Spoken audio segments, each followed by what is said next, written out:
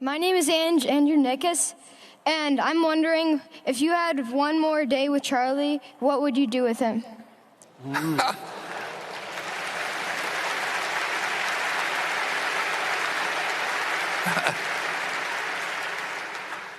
Well, it's kind of interesting because, in effect, I did have one more day. I mean, it wasn't a full day or anything, but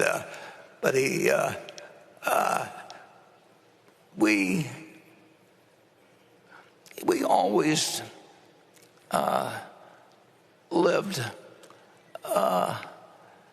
in a way where we were happy with what we were doing every day. I mean, Charlie liked learning. He liked, as I mentioned in the movie, he liked a wide variety of things. So he was much broader than I was, but I didn't have any great desire to be as broad as he was, and he didn't have any great desire to be as narrow as I. But we had a lot of fun doing anything. And we played golf together, we played tennis together, we did everything together. And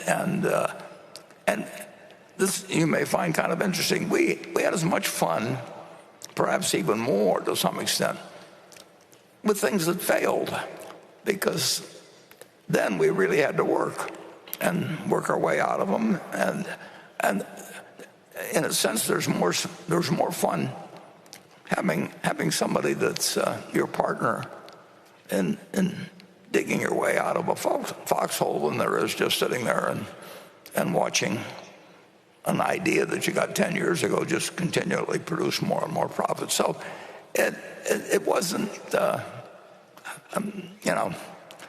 he really fooled me, though. He went to 99.9 years. I mean, if you had picked two guys, he publicly said he never did a day of exercise except where it was required when he was in the Army. So he never did a day of voluntary exercise. He never thought about what he ate.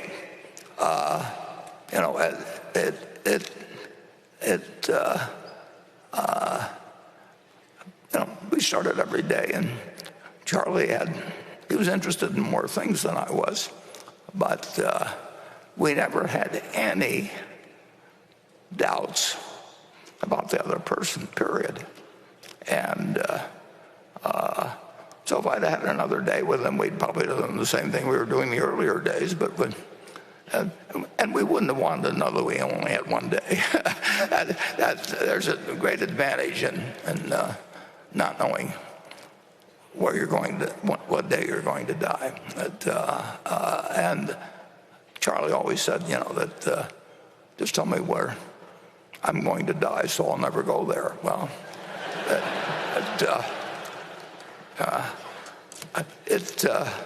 the truth is,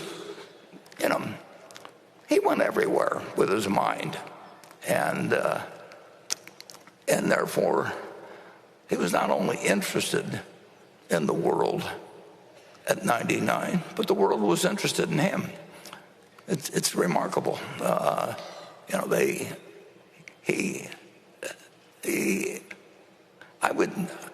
told him in the last few years, I'd never seen anybody that was peaking, at 99 and where the world wanted to come and see him. I mean, they actually wanted to go out to 351 North June Street, and whether it was, well, I could name a whole bunch of names, but just I'll start with Elon Musk, but go down the list, and they all wanted to meet Charlie, and Charlie was happy to talk with them. And the only person I could think of otherwise was the Dalai Lama. I don't know that they had a lot else in common, but it was he lived his life the way he wanted to, and he got to say what he wanted to say. He, like I, loved having a podium, and again, I can't remember any time that he was mad at me or I was mad at him. It just didn't happen. And calling him was fun back when long-distance rates were high, and we didn't talk as often as in recent years. As we used to be on daily for long periods, and we did keep learning, and we liked learning together. But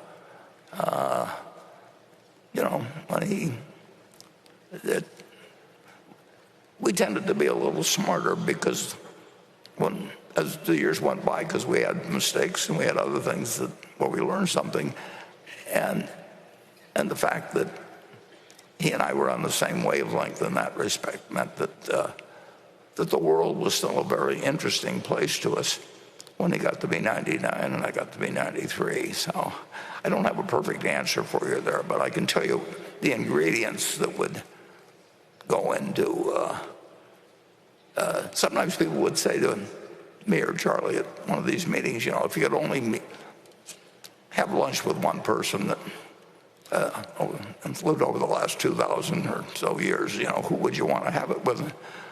Charlie says, I've already met all of them, because he read all the books. I mean, he eliminated all the trouble of going to restaurants to meet him or anything like that. He just went through a book, and he had met Ben Franklin, and he really he was remarkable. He said he really had no one else to meet because he'd read all their stuff, and he liked Ben Franklin's stuff better than he liked mine. But with Ben Franklin, he just had to read about it. They didn't have to go have lunch with him or anything of the sort. But it's an interesting question. What you should probably ask yourself is that, who do you feel that you'd want to start spending the last day of your life with, and then figure out a way to start meeting them or tomorrow, and meet them as often as you can. It's why wait till the last day? And don't bother with the others.